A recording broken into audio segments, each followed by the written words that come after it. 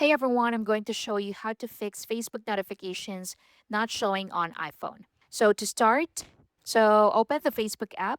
Now tap the menu icon in the bottom right corner. Next, go to Settings and Privacy. So scroll down and go to Settings and Privacy, then click Settings. Once you're here, scroll down and look for notifications. Tap on it.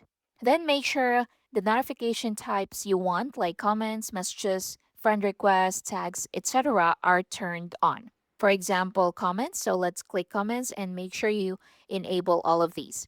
Next is to enable notifications on your iPhone. So open settings, then scroll down and look for notifications. Tap on it. Then scroll down and select Facebook app and turn on allow notifications. So toggle that on just like so. You can also enable lock screen, notification center, and banners if desired. Next is to turn off focus mode. So again, open settings, then scroll down to focus, tap focus, and turn off any active focus mode or allow Facebook notifications while focus is enabled. Next is to restart your iPhone. So a simple restart can resolve temporary notification issues. Another thing you can do is to update iOS. So open settings.